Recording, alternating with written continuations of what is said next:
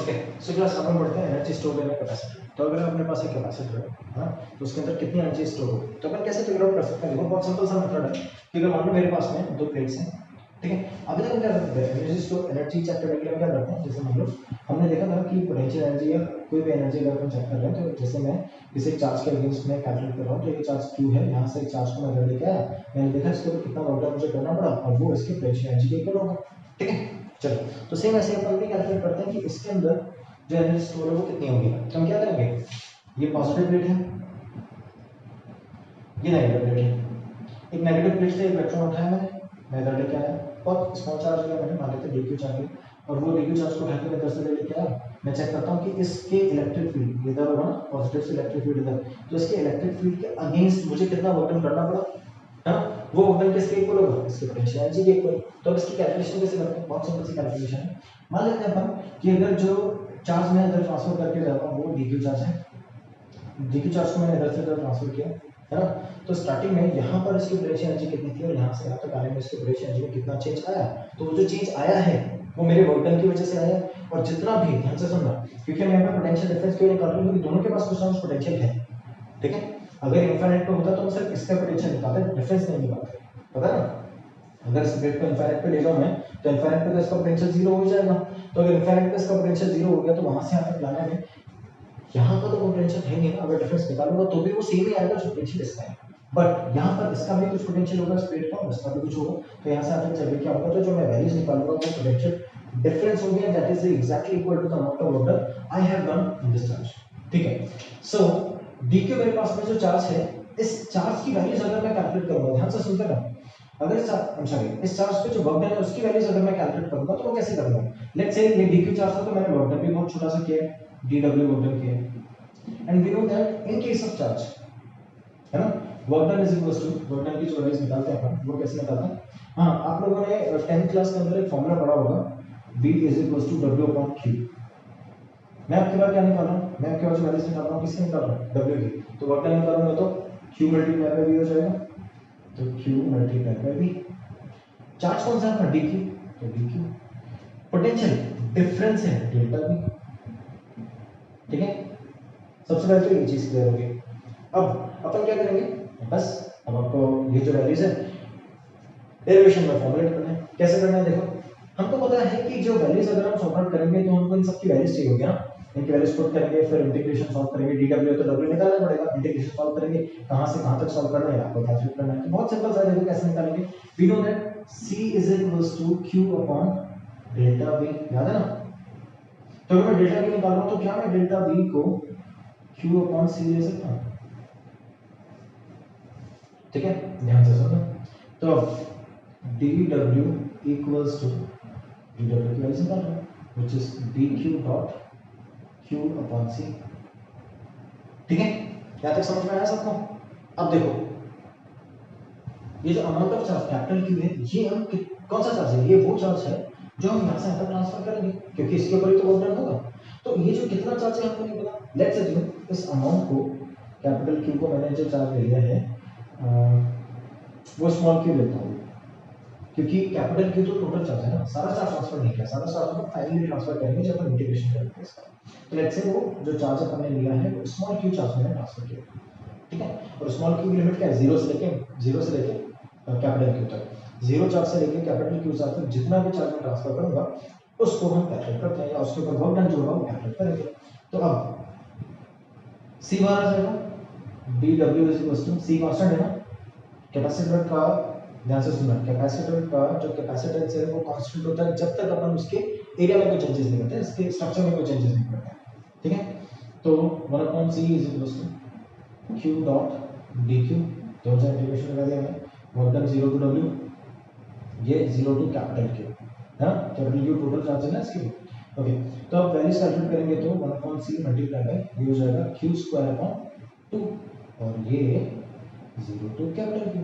तो जो values put करेंगे वो डेफिनेटली q माइनस 2, तो q आएगा आंसर, अपने पास जो आंसर आएगा वो आएगा w equals to 1/c multiply by q square upon capital Q, sorry q square upon 2। तो इसको मैं half w is equals to half q square by c भी लिख सकता हूं, ठीक है।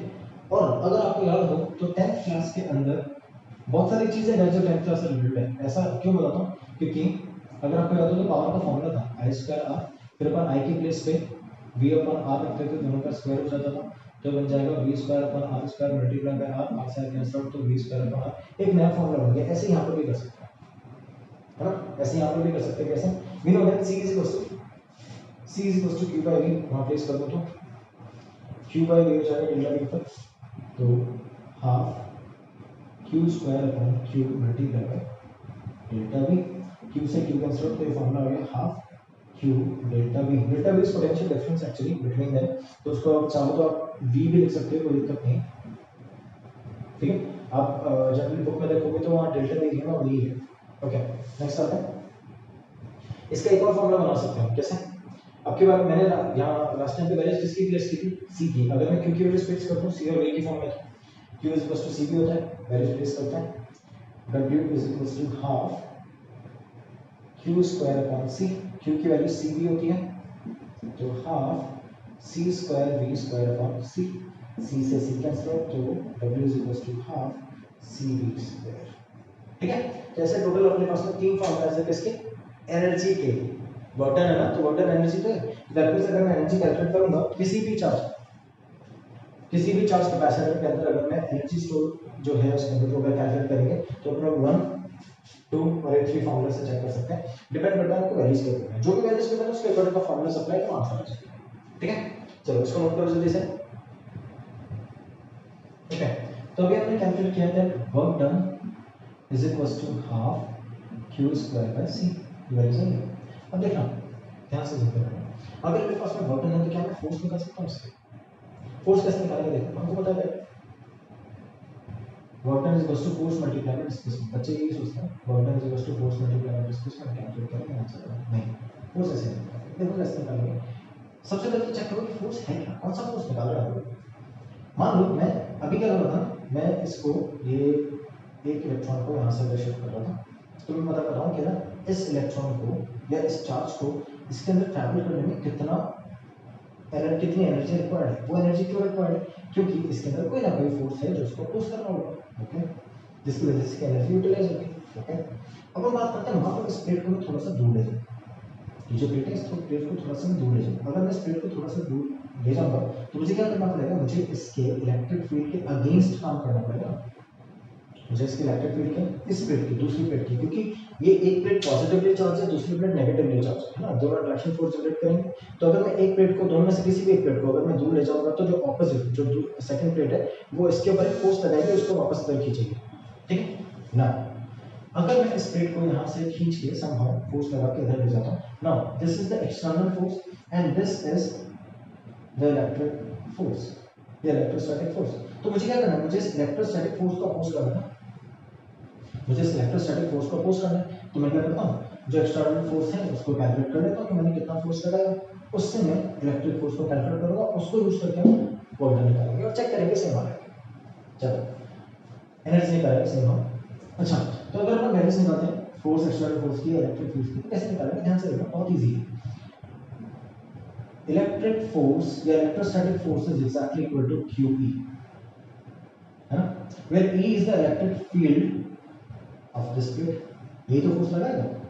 ठीक है, तो FE is equal to Q multiply by E, और किसी भी प्लेट का इलेक्ट्रिक फील्ड कितना होता है, E is equal to sigma upon 2 epsilon naught, है ना, लास्ट वाले डेरिवेशन में देखा था सिग्मा अपॉन 2 एप्सिलॉन नॉट। ये एक प्लेट का है, वहां दोनों प्लेट का निकाला था, इसलिए net sigma upon epsilon not हो गया था।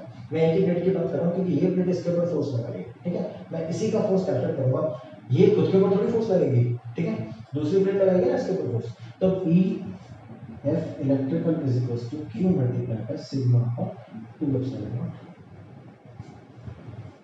ठीक है, ये वैल्यू किसकी है, ये है फोर्स की। ठीक है, अब मुझे कैलकुलेट करना है, अगर मैं वैल्यू बताता हूं आपको, मुझे कैलकुलेट करना है कि कितना डिस्टेंस ट्रैवल कर रहा है इसको। ठीक है, मान लेते हैं मैं जो डिस्टेंस ट्रैवल कर रहा हूं वो बहुत माइन्यूट सा डिस्टेंस ट्रैवल कर रहा हूं, तो बहुत माइन्यूट सा डिस्टेंस ट्रैवल कर रहा हूं, कितना फोर्स लगेगा। ओके, जितना फोर्स यहाँ से अगर मान लो, या अपन इसको थोड़ा सा ऐसे करते हैं कि मैं इस प्लेट को यहाँ से लेके आया, ये प्लेट उसके बिल्कुल पास में थी, बिल्कुल पास में, बहुत माइन्यूट से डिस्टेंस पे, और यहाँ से मैं इसको खींच के डी डिस्टेंस तक लेके आया, मैं यहाँ से इसको खींच के डी डिस्टेंस तक लेके आया और इस डिस्टेंस को मैंने छोटे छोटे पार्ट्स में डिवाइड कर दिया। ऐसा कर सकते हैं, ठीक है। तो मैं छोटे छोटे पार्ट्स में डिवाइड कर दिया और मैं जब इसको प्लेट को खींच के लेके आ रहा हूँ, ये प्लेट बिल्कुल ऐसे चिपकी हुई है और मैं इसको खींच के दूर ले जा रहा हूँ, तो इसके फील्ड के अगेंस्ट मुझे वर्क डन करना पड़ेगा, ठीक है। और वर्क डन मैं कितने डिस्टेंस तक करूंगा, जितने डिस्टेंस तक मैं इसको ले जा रहा हूँ। मान लेता हूँ मैं इसको डी डिस्टेंस तक ले जा रहा हूँ, ठीक है। कहाँ तक, जहाँ तक इसकी एक्चुअली विड्थ थी, ध्यान से ना सुनना, अभी समझ जाओगे बड़ा ट्राई से, जितनी जहाँ तक इसकी एक्चुअली विड्थ थी, है ना, जिस विड्थ का हमने कैलकुलेट किया, उस विड्थ तक मैं इसको खींच के ले जा रहा हूँ। ये अट्रैक्शन फोर्स से बहुत ज्यादा स्ट्रॉन्ग था, चिपक के मैं वापस खींच के उसके यहाँ तक लेके आया ताकि मैं इसके अंदर चार्ज स्टोर कर सकूँ। चलो मैं यहाँ से तक इसको खींच के लेके आता हूँ, इसको छोटे छोटे डिस्टेंस में डिवाइड कर देता हूँ। दो डिस्टेंस आर dx, ठीक है। एक छोटा सा डिस्टेंस, ये जो छोटा सा डिस्टेंस मैं ले रहा हूँ इसको मैं dx ले लेता हूँ, ठीक है। तो अब जब मैं वर्क डन निकालूंगा तो वी नो दैट dw, इतने छोटे से डिस्टेंस पे जो मुझे वर्क डन करना पड़ेगा वो dw होगा ऑब्वियसली। तो dw is equal to force multiply by ds, integration, force कितना निकाला मैंने, ठीक है। तो dw is equal to force q epsilon naught upon 2 q sigma upon 2 epsilon naught dot dx, integration x के रिस्पेक्टिवली ये सब के सब कांस्टेंट है, बाहर आ जाएंगे। तो dw का w हो गया is equal to q sigma upon 2 epsilon naught, ठीक है।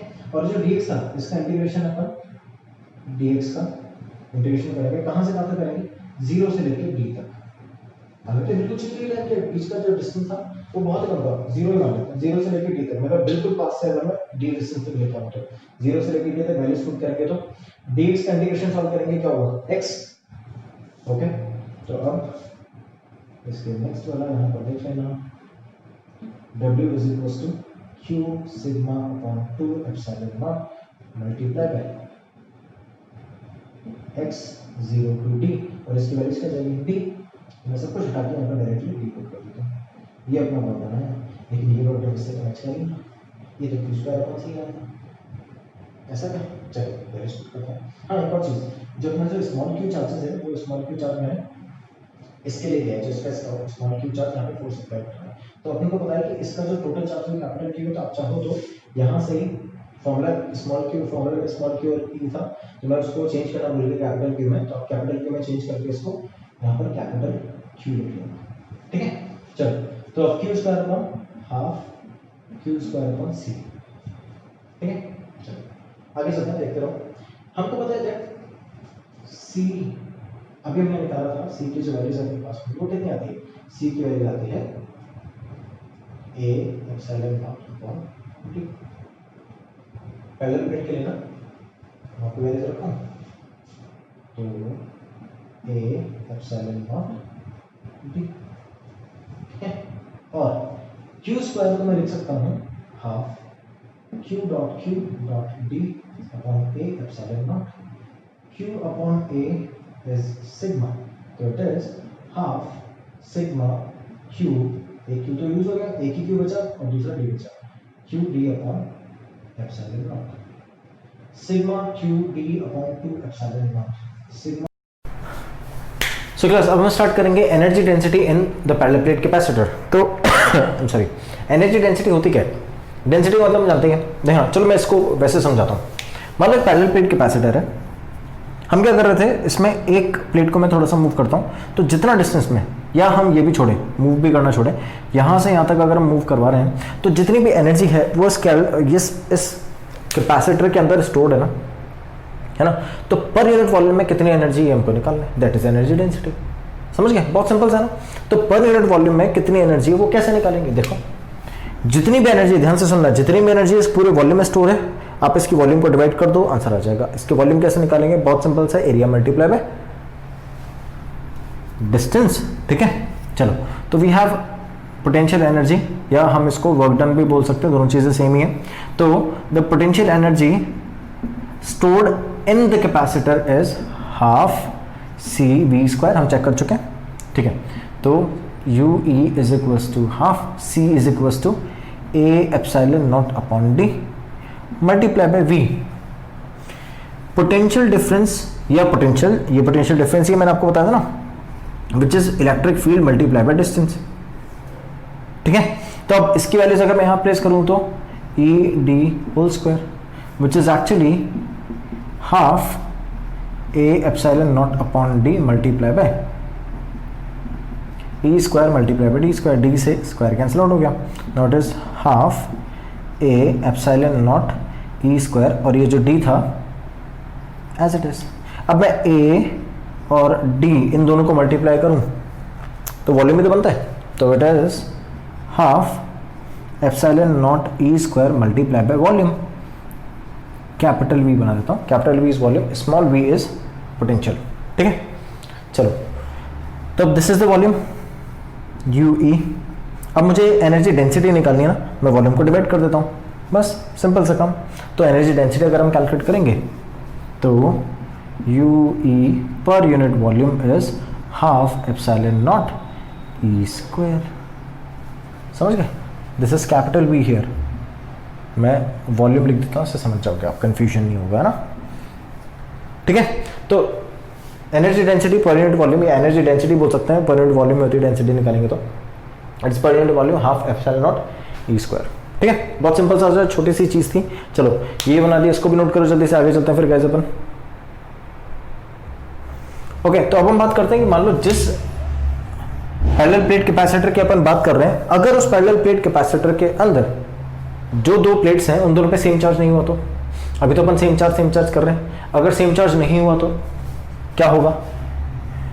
ये दो प्लेट्स ले ली मैंने, इसके ऊपर Q1 चार्ज है, इसके ऊपर Q2 चार्ज है, और हमको पता है कि अगर ये जो चार्ज है, ये Q1 चार्ज अगर इसके ऊपर है तो इसकी ये प्लेट है गाइस, ये प्लेट है ना। तो इसकी दो सरफेसेस होंगी। एक सरफेस अगर मैं इस प्लेट को बनाऊं, है ना, मैं 3D यहाँ पे बना नहीं सकता, तो how can I show that? मैं इस प्लेट की दो सरफेस बना लेता हूँ, एक सरफेस ये और एक सरफेस ये ए सरफेस हो गई, ये बी सरफेस हो गई। ठीक है, इन दोनों सरफेसेस पे क्यू चार्ज डिस्ट्रीब्यूट होगा, तो कुछ चार्ज इसके सरफेस पे यहाँ होगा और कुछ चार्ज इसके सरफेस पे यहाँ होगा। ये क्यू ए हो गया और ये क्यू बी चार्ज हो गया। समझ गए? अच्छा, अब मेरे पास कंफ्यूजन क्या है कि मेरे पास दो प्लेट है, तो Q1 चार्ज इन दोनों पे डिस्ट्रीब्यूट होगा ए और बी पे, Q2 चार्ज इसकी ए और बी पे डिस्ट्रीब्यूट होगा, है ना। तो हम क्या करते हैं, हम एक चार्ज को Q1 ले लेते हैं, दूसरे चार्ज को Q2 ले लेते हैं। ठीक है, अब वैल्यूज कैसे निकालेंगे? मान लो ये जो दोनों प्लेट्स हैं, इनमें एक प्लेट पे ठीक है, मैं स्मॉल Q1 ले लेता हूँ इधर और स्मॉल Q2 ले लेता हूँ इधर। तो अब जो बचा हुआ चार्ज है वो यहाँ पर होगा, that means Q1 minus Q1 and Q2 minus Q2। ठीक है, अब ये हम ऐसे वैल्यूज क्यों ले रहे हैं? क्योंकि कितना चार्ज अंदर की प्लेट पे होगा, कितना चार्ज बाहर होगा, ये एग्जैक्टली नहीं बता सकते हम लोग। वो जब हम सॉल्ट आउट करेंगे तब हमको पता चलता है कि कितना चार्ज अंदर होगा, कितना चार्ज बाहर होगा, वो कैसे होगा वो हम भी देख रहे हैं, है ना। डिफरेंट चार्ज होगा तो कैसे डिस्ट्रीब्यूट होता है चार्ज दोनों प्लेट्स पे, और कितना कितना अमाउंट में चार्ज होगा वो भी अपन एग्जैक्टली कैलकुलेट करते हैं। अब एक और चीज, ये जो चार्ज, ये जो प्लेट्स है ना, ये प्लेट्स 3D में ही है। अगर ये रियल वर्ल्ड में एग्जिस्ट करती है तो ये 3D में होंगी, 2D वाली चीज रियल वर्ल्ड में एग्जिस्ट नहीं करती। ठीक है, तो ये 3D में है, 3D में है इसका मतलब इसकी एक थिकनेस भी होगी, और ये कंडक्टर प्लेट है। हमको पता है कंडक्टर प्लेट, और अगर इसकी थिकनेस है, ये एक प्लेट है तो ये क्लोज है, क्लोज सरफेस के अंदर अगर वो क्लोज कंडक्टर है तो उसके अंदर इलेक्ट्रिक फील्ड कितना होता है? 0। दैट मीन्स अगर ये प्लेट में ऐसे ले लूँ, ये प्लेट में ऐसे ले लेता हूँ, ठीक है, इसको 3D में बनाते हैं।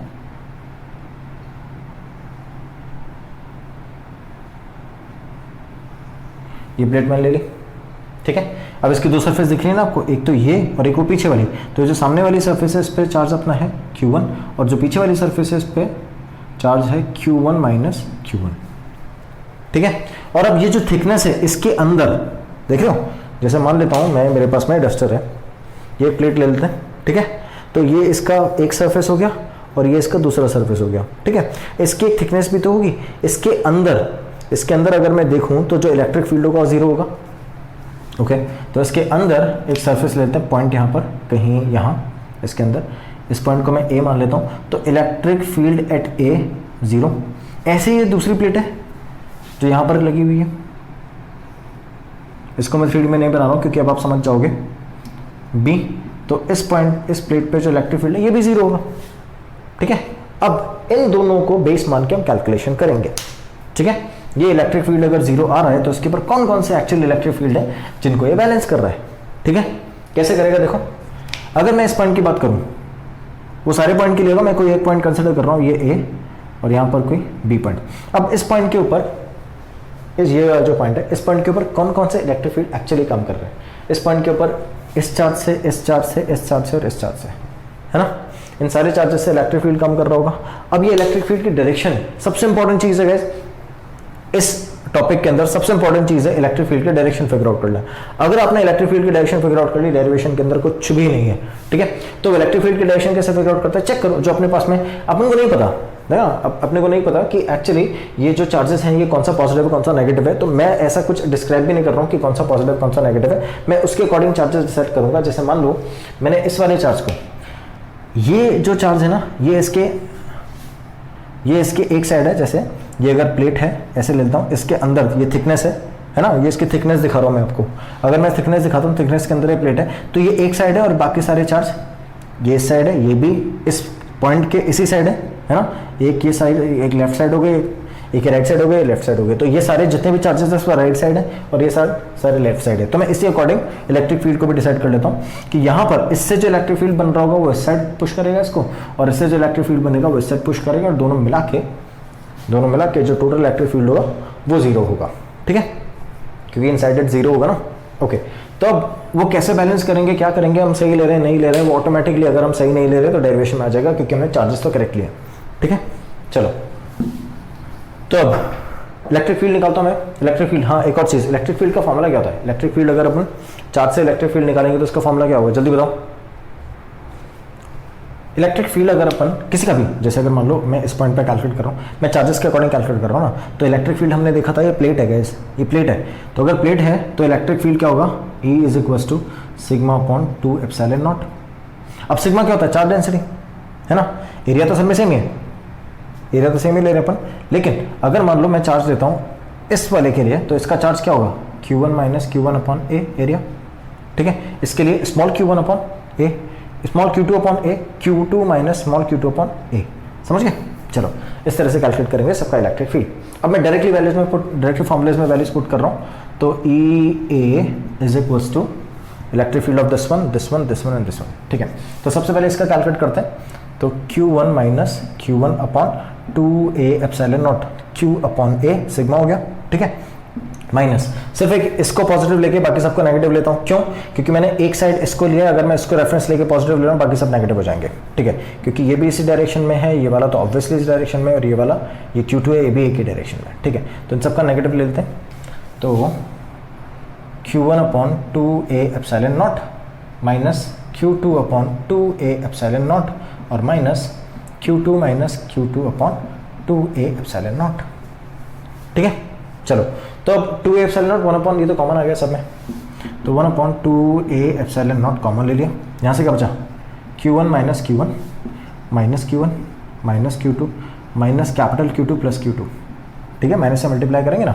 ओके, Q2 से Q2 कैंसिल आउट, ये जीरो है, ये जीरो है ना, ये इधर आके जीरो हो जाएगा, तो Q1 minus 2Q1 minus Q2, अब 2Q1 को इधर शिफ्ट करते हैं इक्वल्स टू जीरो से, तो ये हो जाएगा 2Q1 is equals to Q1 minus Q2, यहाँ से 2 हटाया, डिवाइड कर दिया, Q1 is equals to Q1 minus Q2 upon 2, ये आ गया अपने पास में। ये वाला निकाल सकते हैं, कैसे निकालेंगे देखो, Q1 माइनस Q2 अपॉन 2, ठीक है, 2Q1 माइनस Q2 प्लस हो जाएगा अपॉन 2, सब्ट्रैक्ट करेंगे तो Q1 प्लस Q2 अपॉन 2।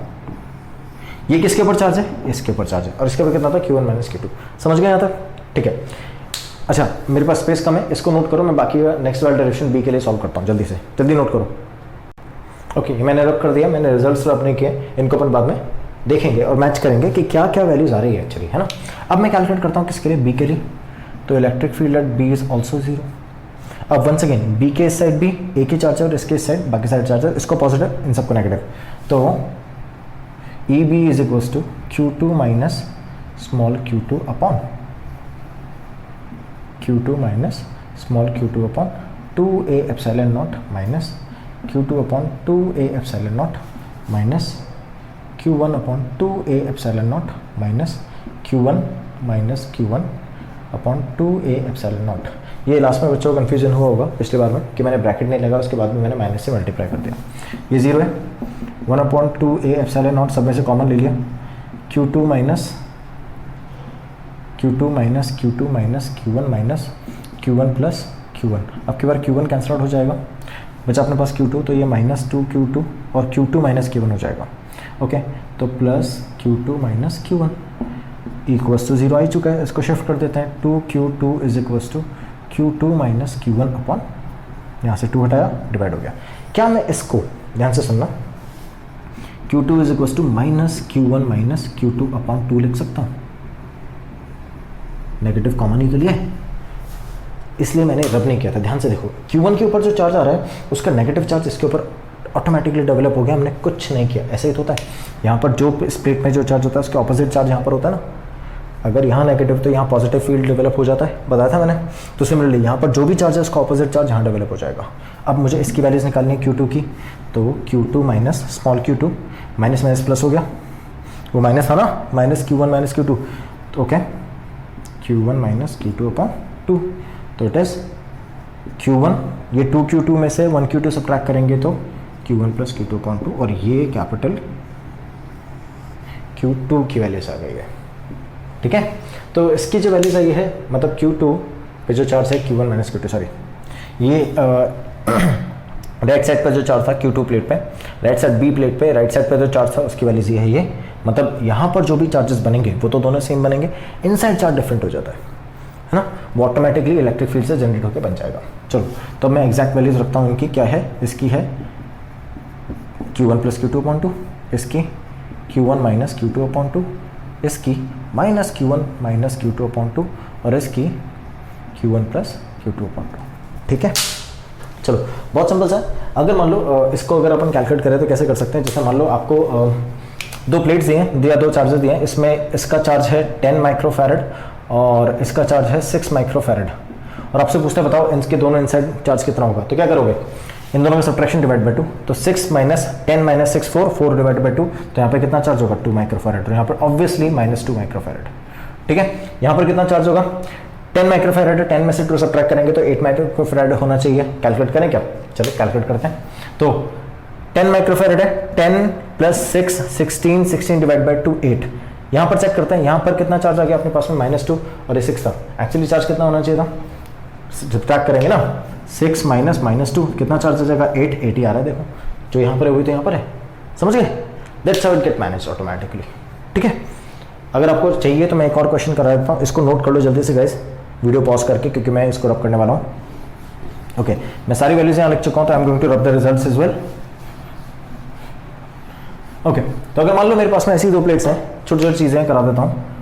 ऐसी दो प्लेट्स हैं, एक का चार्ज मान लो 15 है और एक का कुछ भी ले लो, 15 है और इसका कुछ 6 है, या थोड़ा 12 लेते हैं ना, एक ऐसा नंबर लेते हैं जो 2 से डिविजिबल हो, ये तो ऑड नंबर हो जाएगा। 14 लेते हैं, चलो 14 और 12 26 डिवाइड बाई 2 13 आ गया।